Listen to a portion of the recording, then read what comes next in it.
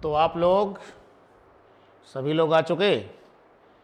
Okay, dimensional फार्मूले learn किए आप लोगों ने?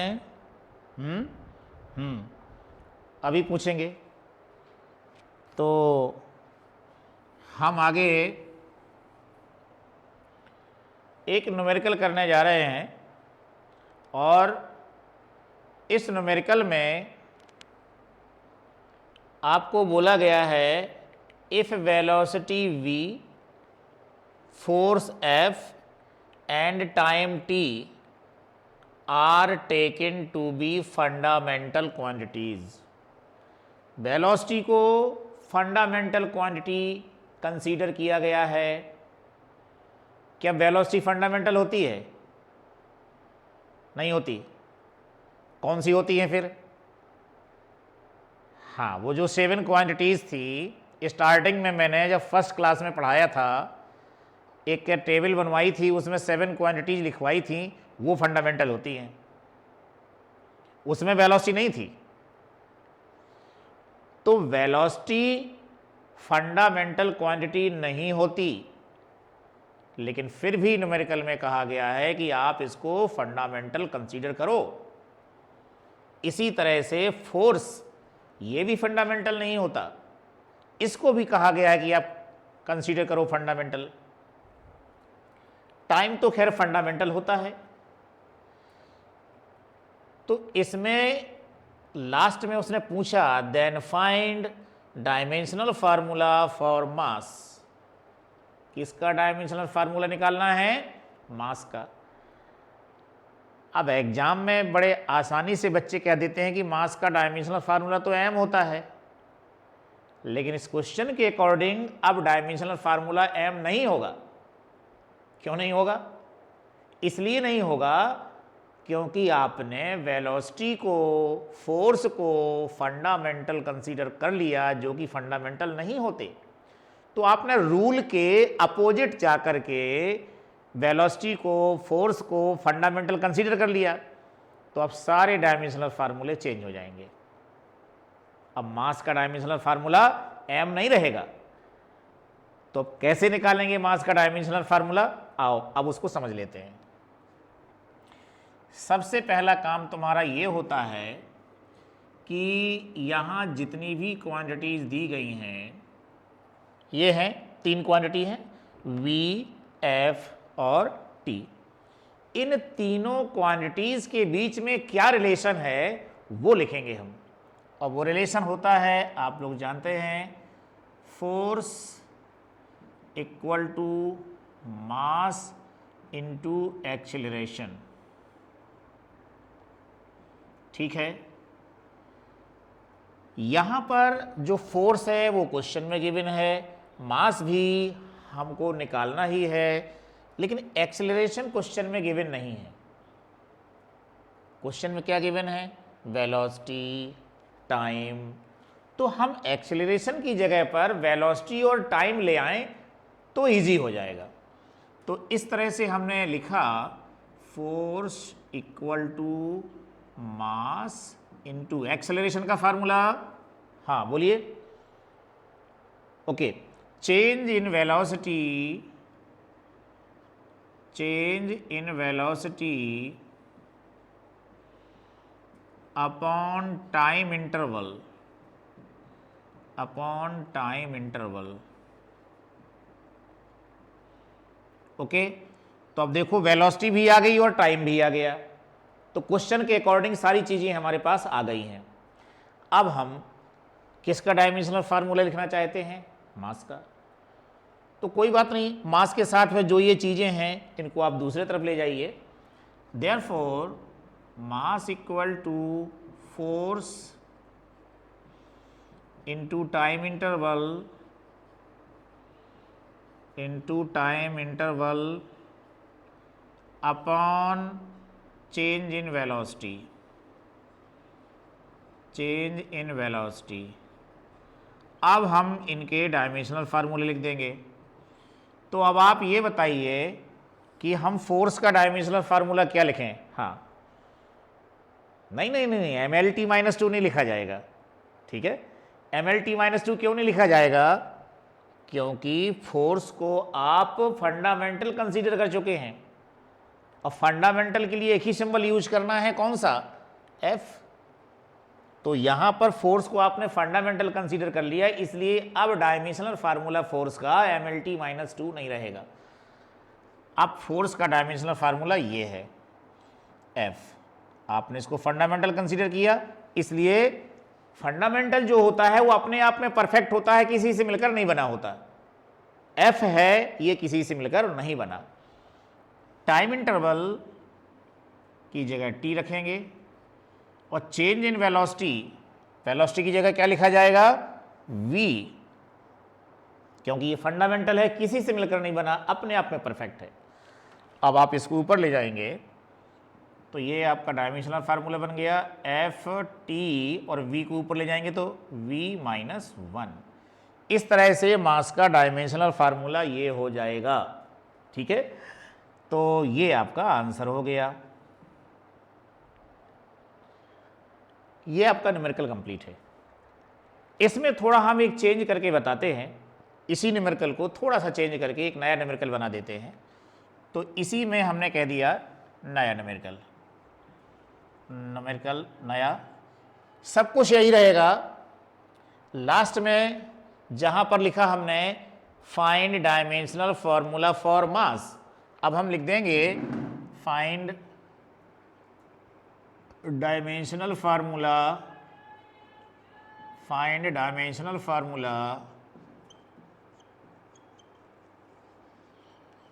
For energy. ओके, ये सारी चीजें वही रहेंगी, वी एफ टी ये सब वही है, लेकिन अब हमें मास का डायमेंशनल फार्मूला नहीं फाइंड करना है, किसका फाइंड करना है, एनर्जी का। तो फिर आपको वही सोचना है कि एनर्जी और इन गिवन क्वांटिटीज के बीच क्या रिलेशन होता है। तो बहुत ही सिंपली हम ये समझेंगे कि एनर्जी का यूनिट क्या होता है। एनर्जी का यूनिट क्या होता है, जूल, और वर्क का यूनिट भी जूल होता है। तो एनर्जी इक्वल टू वर्क कर देंगे हम। तो यहाँ पर एनर्जी इक्वल टू वर्क, और वर्क की जगह पर हम लिख लेंगे force into displacement, force into displacement.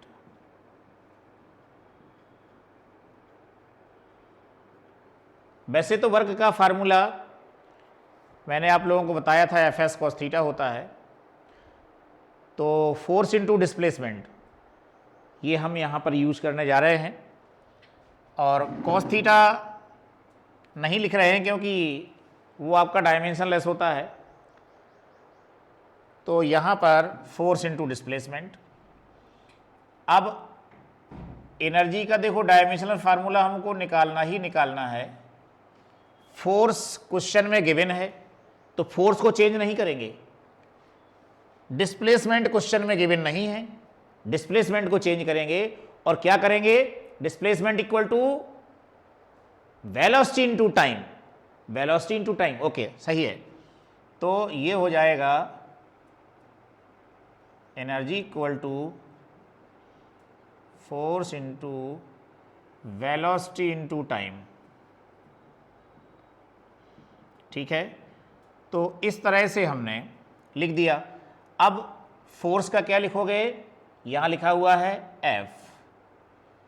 Velocity का क्या लिखोगे, लिखा हुआ देखो उधर V, और टाइम का क्या लिखा हुआ है T। तो इस तरह से एनर्जी का डायमेंशनल फार्मूला बन गया FVT। ठीक, तो यहां पर हमने इस वाले सॉल्यूशन में क्या निकाला है, डायमेंशनल फार्मूला ऑफ मास, और यहां पर क्या निकाला हमने, डायमेंशनल फार्मूला ऑफ एनर्जी।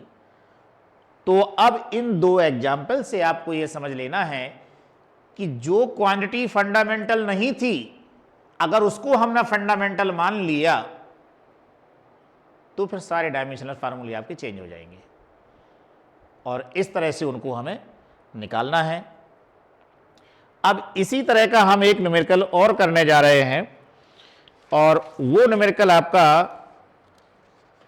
ये है कि एक न्यूमेरिकल जो मैं बताने जा रहा हूं वो थोड़ा सा इससे कुछ डिफिकल्ट लगेगा।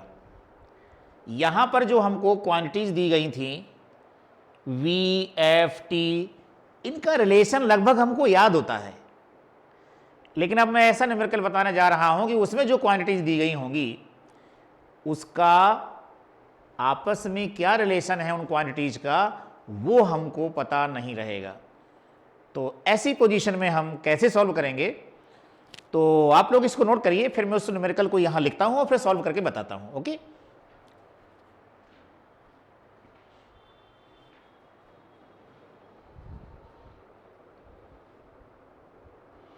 तो ये रहा आपका नया न्यूमेरिकल, और इस नए न्यूमेरिकल में देख लें, if the velocity of light c,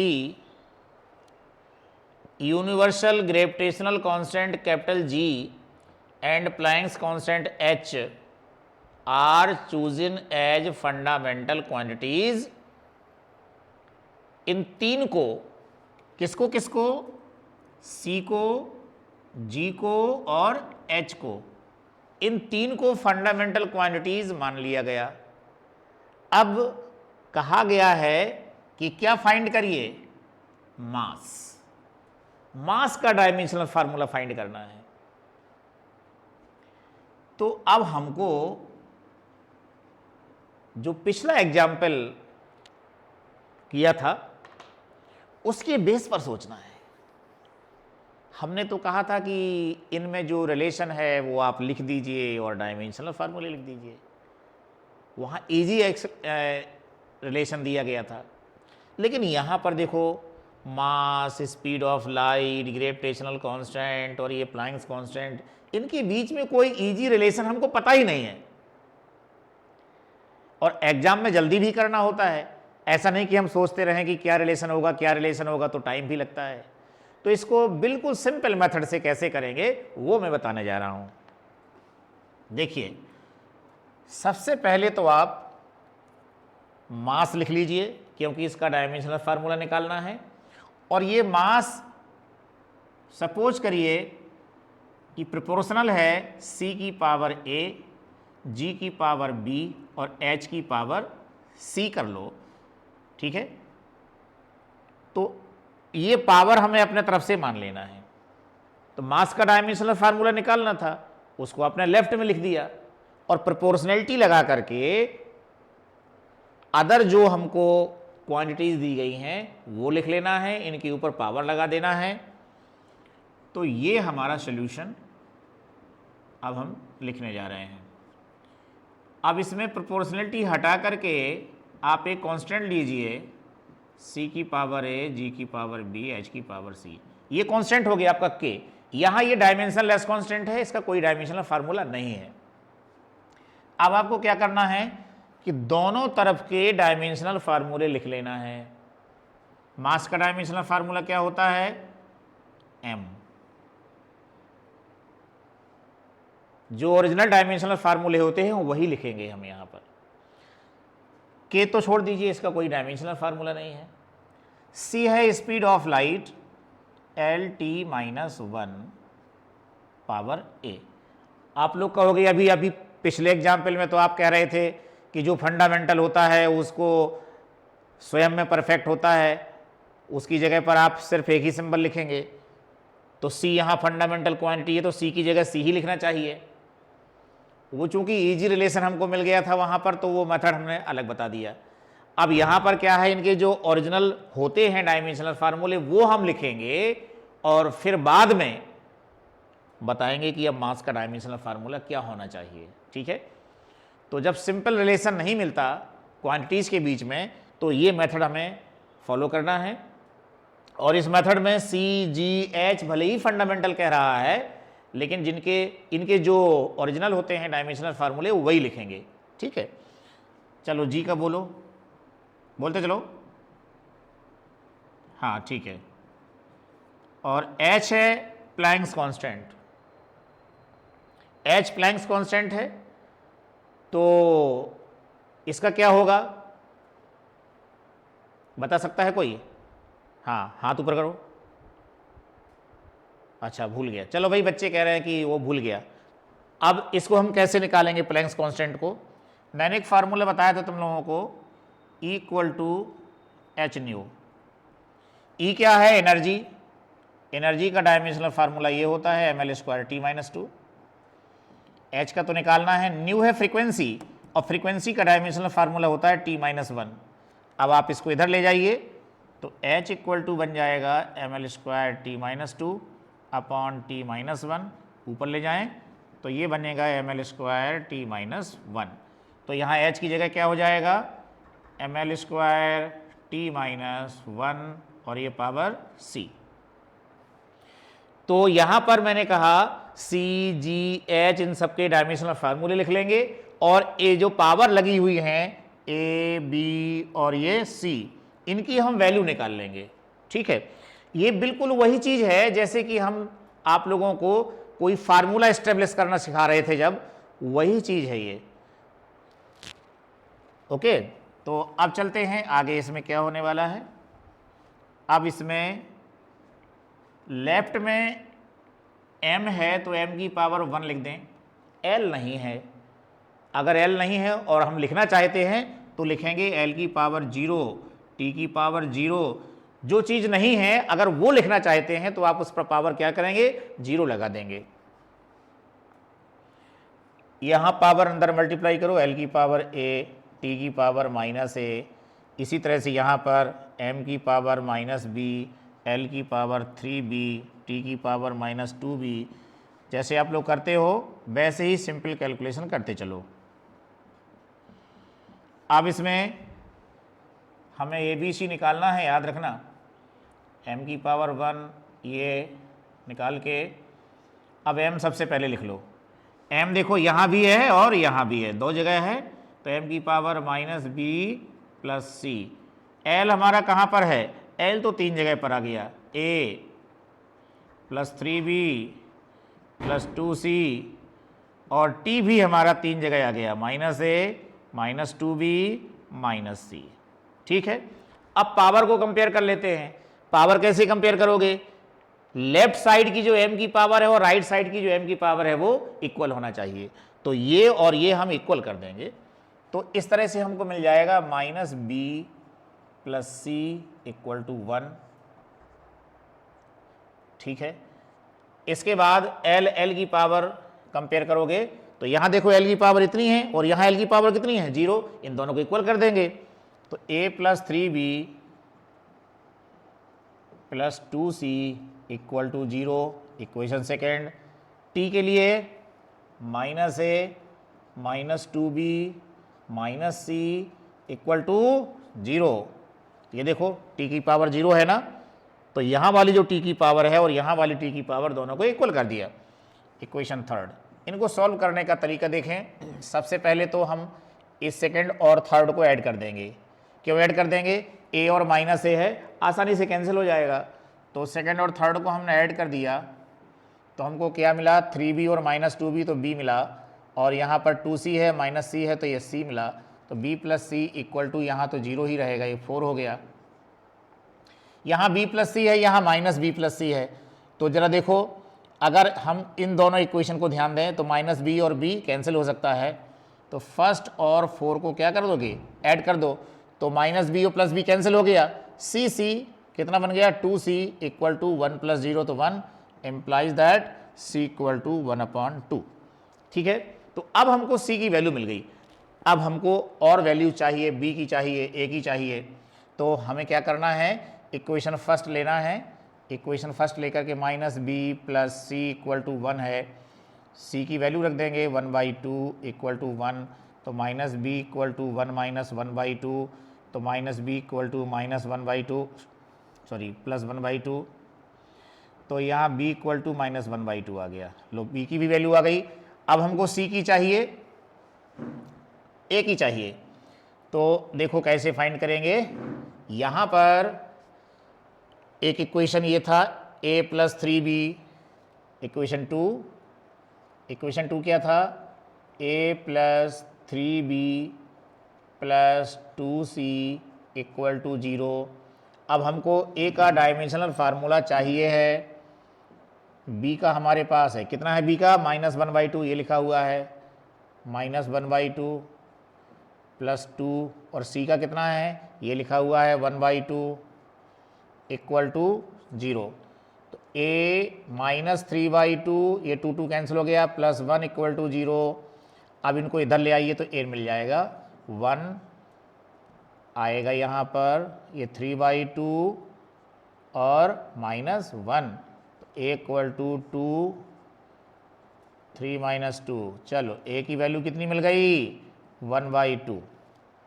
अब ए बी सी आपको तीनों मिल गए, ए बी सी तीनों मिलने के बाद सीधे आप यहां वैल्यू रख दीजिए, तो देखिए मास का डायमेंशनल फार्मूला क्या बन जाएगा, मास इक्वल टू सी की पावर ए, है ना, तो सी की पावर ए, और ए कितना है 1/2। के नहीं लेना है आपको, डायमेंशनल ऐसा ना ये, जी और जी की पावर कितनी है, देखो b है, और b की वैल्यू कितनी है -1/2, और फिर इसके बाद में h, ये लिखा है ना h की पावर c, और c की वैल्यू कितनी है, अभी हमने निकाला है, c की वैल्यू देखो 1/2। तो अब मास का डायमेंशनल फार्मूला आपका ये हो जाएगा, थोड़ा लेंदी जरूर है लेकिन परफेक्ट एकदम एक्यूरेट आंसर आएगा, ठीक।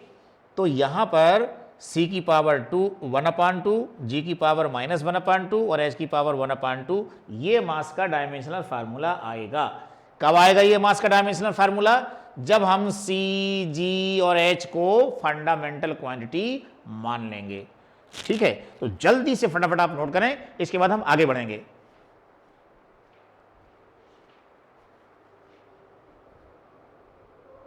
और अब ये रहा आपके सामने नया न्यूमेरिकल, तो इस नए न्यूमेरिकल को पहले पढ़ लीजिए कायदे से, बहुत अच्छी तरह से। क्या ये देखा सुना हुआ लग रहा है? इसमें कहा गया है the equation of a circle is given by x² + y² equal to a²। भाई आप लोग 11th का सिलेबस पढ़ रहे हैं, वो भी फर्स्ट चैप्टर। आप लोगों ने तो कभी सर्किल का इक्वेशन पढ़ा ही नहीं है, बड़ा अजीब अजीब लग रहा होगा। फिलहाल सब कुछ पढ़िए इस सवाल में, और मेन बात पर फोकस करिए कि हमें क्या फाइंड करना है, वो चीज़ आपको आती है, घबराने की ज़रूरत नहीं है। देखें, the equation of a circle is given by, okay पढ़ लिया, कोई प्रॉब्लम नहीं, ये तो आपको वैसे भी नहीं आता है और ऐसे पढ़ने पर भी नहीं आ रहा है, ठीक है। आगे देखें, वेयर इज द रेडियस, चलो रेडियस तो समझ में आई होगी, रेडियस क्या होती है।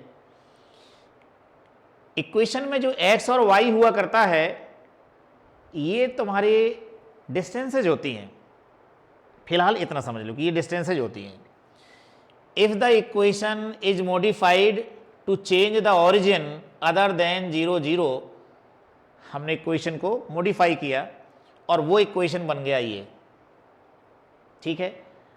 आप कहोगे कैसे आ गया, ये नहीं आपको समझना है, ये तो क्वेश्चन में गिवन है, और जब आप लोग सर्किल पढ़ लेंगे कोऑर्डिनेट ज्योमेट्री में तो ये चीज़ भी समझ में आ जाएगी। लेकिन मेन बात जो फोकस करना है वो यहाँ फोकस करना है, कहता है फाइंड आउट, इस पर फोकस करना है, find out the correct dimensions of a and b. ये आपके काम की चीज़ है, ये आपके चैप्टर की चीज़ है। किसका डायमेंशनल फार्मूला फाइंड करना है, ए और बी का, in this given equation, okay. तो यहां जरा इक्वेशन देख लेते हैं, यहां पर ए लिखा हुआ है, यहां पर बी लिखा हुआ है।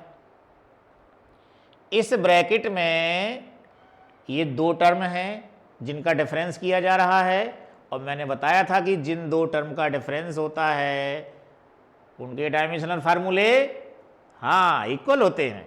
इसी तरह से दूसरे वाले में भी देख लीजिए, इसमें भी दो टर्म का डिफरेंस किया जा रहा है तो इनके डायमेंशनल फार्मूले भी इक्वल होते हैं।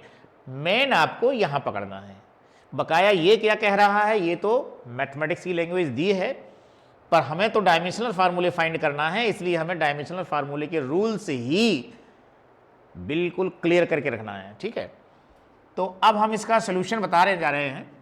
सोल्यूशन में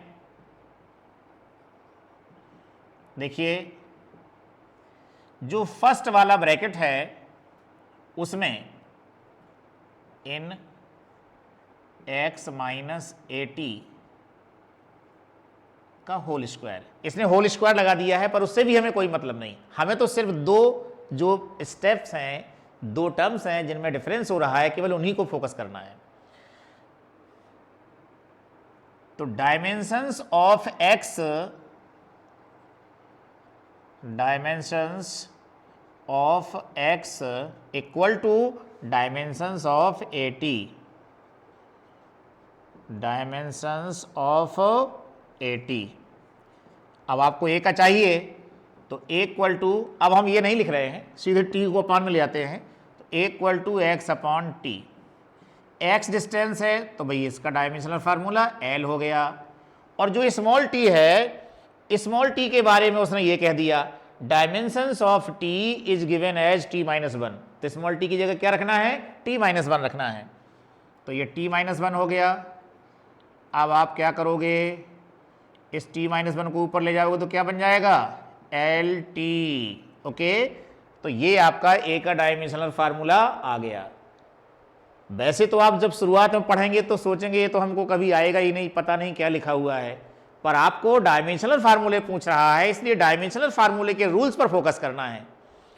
अब इन सेकंड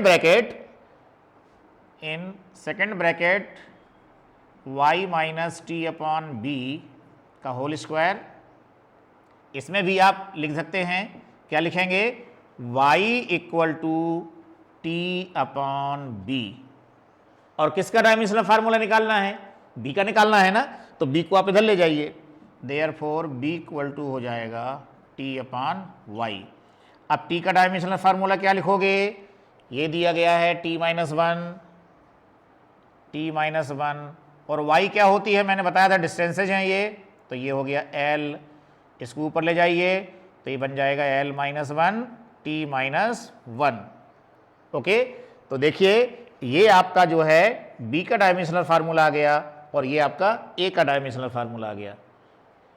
न्यूमेरिकल तो देखने में काफ़ी बड़ा लग रहा है, लेकिन सोल्यूशन छोटा सा। तो हमारा जो टारगेट होता है न्यूमेरिकल करते समय, सबसे पहले ये देख लिया जाता है कि हमें क्या फाइंड करना है। हमें क्या फाइंड करना था, dimensions of a and b। तो डायमेंशंस के रूल लगाने हैं हमको, सर्किल क्या है इससे मतलब नहीं है। ओके, तो हमने फाइंड कर लिया dimensional formula of a and dimensional formula of b, तो ये आपका सोल्यूशन रहा।